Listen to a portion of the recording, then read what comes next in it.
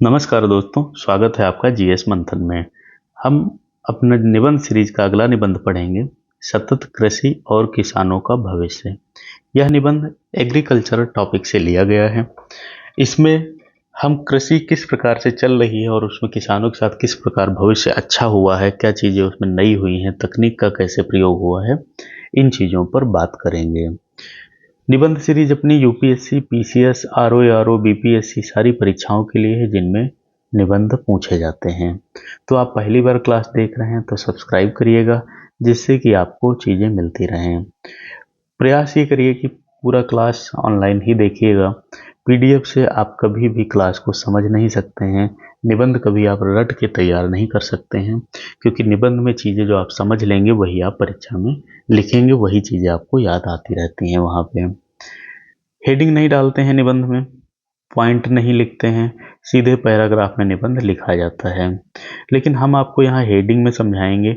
उसका कारण ये है, जब हेडिंग पढ़ी होंगी तो आप ये सीख जाओगे कि कहाँ पर निबंध में क्या लिखना है। जब आप परीक्षा में बैठोगे तो आसानी से आप लिख लोगे। हम आपको यहाँ पर पॉइंट में भी चीज़ें बताएंगे, जिससे कि आप जान सको कि किस पॉइंट के बाद क्या लिखा जाता है। जब आप एक प्रारूप समझ जाओगे तो आप आराम से वहाँ लिख लोगे। हो सकता है यह निबंध आपकी आवश्यकता से थोड़ा ज़्यादा शब्दों का हो। उसका कारण यह है, यदि उतने ही शब्द आपको पढ़ाए जाएंगे तो आप फिर दिक्कत कर दोगे, गड़बड़ कर दोगे। ज़्यादा शब्द पढ़ाने से क्या है, आप अपनी आवश्यकता के अनुसार शब्द निकाल लोगे, क्योंकि विषय की समझ हो चुकी होगी। निबंध लिखने में कई चीज़ें ध्यान दी जाती हैं। टॉपिक वही लेंगे जैसे 60 से 70% तक चीज़ें जिसमें हमें पता है। इसका लाभ ये है कि आपकी शब्द रचना अच्छी होती रहेगी। शब्द रचना कैसे अच्छी होगी? जब आप 2-3 बार प्रयास करेंगे, 2-3 बार खुद से लिख के देखिएगा। जब आप लिखेंगे तो आपकी चीज़ें अपने आप अच्छी होने लगेंगी। 3 भागों में लिखेंगे, प्रस्तावना, मुख्य भाग और निष्कर्ष। प्रस्तावना 100 शब्द की लगभग रहती है। इसमें हम बताते हैं कि निबंध किस टॉपिक पर है, इसमें क्या क्या चीज़ें लिखी जा सकती हैं। मुख्य भाग हमारा निबंध मुख्य रहता है, जिसमें हम चुनौतियाँ, लाभ, हानि, उसके ऐतिहासिक परिदृश्य को, समाज पर क्या प्रभाव है, पर्यावरण पर क्या प्रभाव, ऐसी चीज़ें हम लिखते हैं। उसका क्रम कैसे बनेगा वो जब आप क्लास देखोगे तभी पता चलेगा कि कहाँ पर क्या लिखेंगे। इसीलिए हम हेडिंग के माध्यम से पढ़ा रहे हैं।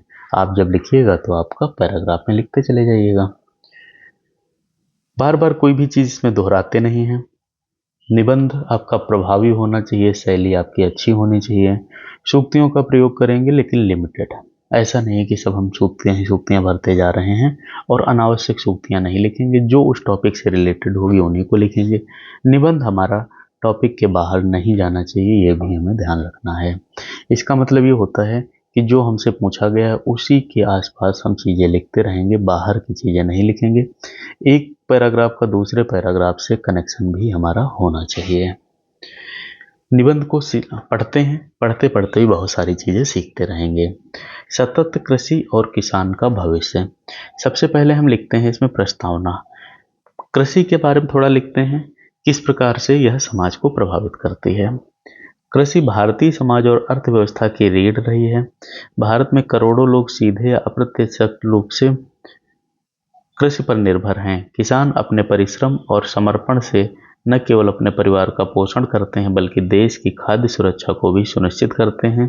परंतु पिछले दशकों में कृषि पर विभिन्न दबाव, बदलती जलवायु और पारंपरिक खेती ने किसानों के जीवन को चुनौतीपूर्ण बना दिया है। ऐसे में सतत कृषि एक महत्वपूर्ण विकल्प के रूप में उभरती है। सतत कृषि का उद्देश्य केवल उत्पादन बढ़ाना नहीं है, बल्कि पर्यावरण की रक्षा, प्राकृतिक संसाधनों का संरक्षण और आर्थिक स्थिरता को सुनिश्चित करना भी है। यह कृषि प्रणाली किसान, समाज और पर्यावरण के बीच संतुलन बनाती है। आज 2025 में डिजिटल और तकनीकी बदलाव के साथ साथ सरकार और समाज के प्रयास किसानों के लिए अधिक अवसर प्रदान कर रहे हैं, जिससे सतत कृषि का भविष्य उज्जवल बनता दिख रहा है। तो इसमें हमने ये लिख दिया कि सतत कृषि क्या है और यह किस प्रकार से हमारे समाज को प्रभावित आगे करेगी, ये किस प्रकार से सबको लाभ देने वाली होने वाली है। अपनी दैनिक सीरीज चल रही है जिसमें निबंध लेखन, मुख्य परीक्षा लेखन, जिसमें जीएस के आंसर आपको विधिवत पढ़ाए जाते हैं। तो आप पहली बार देख रहे हैं तो आप सब्सक्राइब जरूर करिएगा और पूरी क्लास आप देखा करिए। नहीं आज देख पाएंगे 2-4 दिन बाद देखिए, पूरी क्लास देखिए और प्रैक्टिस भी करते रहिएगा।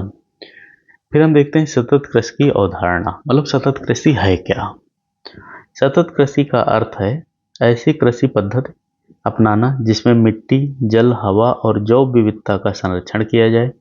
यह केवल उत्पादन बढ़ाने पर केंद्रित नहीं होती, बल्कि लंबे समय तक प्राकृतिक संसाधनों की क्षमता बनाए रखने और किसानों की आर्थिक सुरक्षा सुनिश्चित करने पर भी जोर देती है। सतत कृषि में जैविक खाद, फसल चक्र, जल संरक्षण और प्राकृतिक संसाधनों का समझदारी से उपयोग शामिल है। इस प्रणाली का सबसे बड़ा लाभ यह है कि यह किसान को पर्यावरणीय संकटों के बीच भी स्थिर उत्पादन और आय प्रदान कर सकती है। साथ ही ग्रामीण समाज की सामाजिक और आर्थिक संरचना को मजबूत बनाती है। पारंपरिक कृषि बनाम सतत कृषि, इन दोनों में थोड़ा हम तुलना करते हैं। पारंपरिक कृषि में किसान प्राकृतिक संसाधनों और मौसम के अनुसार खेती करते हैं। वे गोबर और हरी खाद का उपयोग करते थे और फसल चक्र के माध्यम से मिट्टी की उर्वरता बनाए रखते थे। इस पद्धति में उत्पादन सीमित था, लेकिन यह स्थायी और पर्यावरण के अनुकूल थी। वहीं आधुनिक रासायनिक खेती में उच्च उत्पादन के लिए अत्यधिक उर्वरक और कीटनाशक का प्रयोग किया जाता है।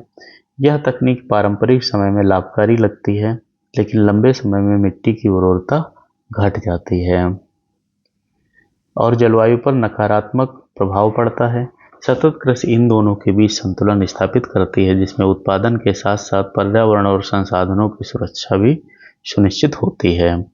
अब हम देखते हैं सतत कृषि के लाभ क्या हैं। सतत कृषि अपनाने से किसान और समाज दोनों को कई लाभ मिलते हैं। पर्यावरण की दृष्टि से यह मिट्टी, जल और जैव विविधता को संरक्षित करती है। आर्थिक दृष्टि से उत्पादन स्थिर रहता है और रासायनिक उर्वरता पर खर्च कम होता है। इसके साथ ही जैविक और प्राकृतिक उत्पादों की मांग से किसानों की आय में सुधार होता है।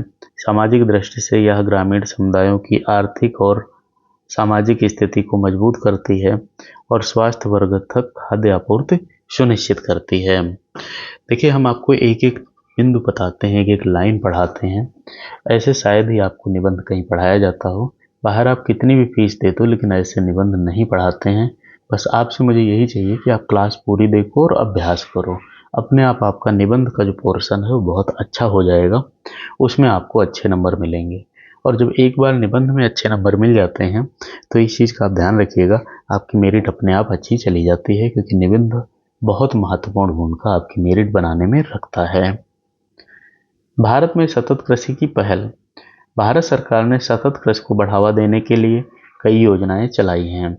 राष्ट्रीय मिशन सतत कृषि, प्रधानमंत्री किसान सम्मान निधि, डिजिटल कृषि मिशन इसके प्रमुख उदाहरण हैं। जिन योजनाओं के माध्यम से किसानों को तकनीकी प्रशिक्षण, वित्तीय सहायता और बाजार तक पहुंच सुनिश्चित की जा रही है। राज्य स्तर पर भी जैविक खेती, जल संरक्षण और मिट्टी की उर्वरता बनाए रखने के लिए विभिन्न प्रशिक्षण और अभियान चलाए जा रहे हैं। साथ ही निजी क्षेत्र और एनजीओ भी किसानों को सतत कृषि अपनाने के लिए मार्गदर्शन और बाजार उपलब्ध करवा रहे हैं। किसान उत्पादक संगठन और जैविक उत्पादकों के नेटवर्क इस दिशा में महत्वपूर्ण भूमिका निभा रहे हैं। अब तकनीकी नवाचार और भविष्य देखते हैं 2025 के परिप्रेक्ष्य में। हमारा निबंध जो है वो आज के टाइम का ही होना चाहिए, मतलब आज के टाइम की भी बात उसमें होनी चाहिए। 2025 में डिजिटल और तकनीकी बदलाव ने कृषि को और अधिक आधुनिक बनाया है। ड्रोन और सेंसर आधारित खेती, सटीक कृषि, कृषि ऐप्स ने किसानों को मौसम, फसल की स्थिति, बाजार मूल्य की जानकारी प्रदान की है। इससे उत्पादन और लागत पर नियंत्रण आसान हुआ है। तकनीकी नवाचार से किसान कम संसाधनों में अधिक उत्पादन कर सकते हैं और सतत कृषि के लाभ प्राप्त कर सकते हैं। अब देखते हैं क्या चुनौतियां हैं इनमें और उन चुनौतियों के क्या समाधान हैं। हालांकि सतत कृषि के कई लाभ हैं, लेकिन इसके अपनाने में चुनौतियां भी हैं। किसानों में जागरूकता की कमी, उच्च लागत, बाजार तक सीमित पहुंच और प्राकृतिक आपदाएं इसके प्रमुख अवरोध हैं। समाधान के लिए प्रशिक्षण, डिजिटल मार्केटिंग, ई लॉजिस्टिक्स और फसल बीमा जैसी योजनाएं प्रभावी साबित हो सकती हैं। सरकारी और निजी सहयोग से यह चुनौती कम की जा रही है। फिर निष्कर्ष क्या है? सतत कृषि केवल उत्पादन बढ़ाने की तकनीक नहीं, बल्कि किसान, समाज और पर्यावरण के बीच संतुलन बनाए रखने की सोच है। यह प्रणाली किसान को आर्थिक स्थिरता प्रदान करती है, पर्यावरण को सुरक्षित रखती है, समाज के लिए स्वास्थ्यवर्धक खाद्य आपूर्ति सुनिश्चित करती है। भारत जैसे कृषि प्रधान देश में सतत कृषि अपनाना अनिवार्य है। यदि हम प्राकृतिक संसाधनों, पर्यावरण और किसानों की भलाई का संतुलन बनाए रखें, तो भारत का कृषि क्षेत्र में स्थिर, सशक्त और समृद्ध होना तय है। सतत कृषि ही किसान और समाज का उज्जवल भविष्य सुनिश्चित करती है। तो यह हमारा एग्रीकल्चर का निबंध था, महत्वपूर्ण निबंध है।